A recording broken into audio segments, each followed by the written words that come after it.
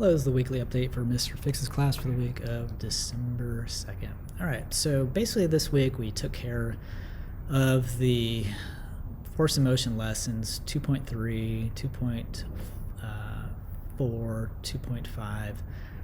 Or so actually we didn't do 2.4, we did 2.5, and then 3.1, 3.2, and 3.3. So slide decks can guide you to what it was all about, and we have links to all the lesson items. We did the homework for 2.3.4 and it was graded. We did some additional activities like books and beaker. I'll talk about that in a little bit. We did an activity called egg throw. We did an puzzle called collisions review that students answered questions based on information.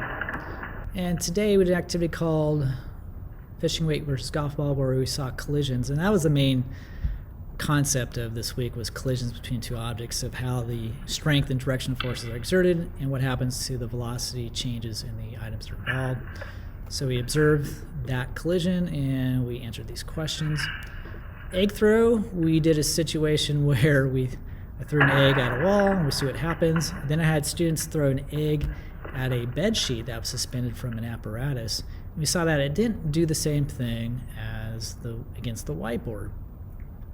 So basically what's going on is the sheet is exerting a smaller force on the egg over a longer period of time, so the change of velocity is much more gradual, whereas the egg against the whiteboard exerts a strong force in a very short amount of time, causing a great change of velocity on the egg.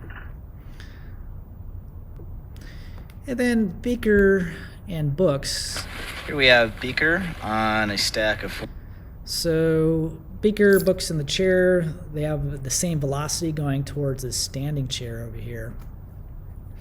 And students identified all the forces exerting on the rolling chair, the books, and beaker. So which directions, what kind of changes of velocity cause it on those different items, etc. Next week, we're going to have a test on force and motion unit. So that's what we did this week. Hope you have a good weekend. Bye-bye.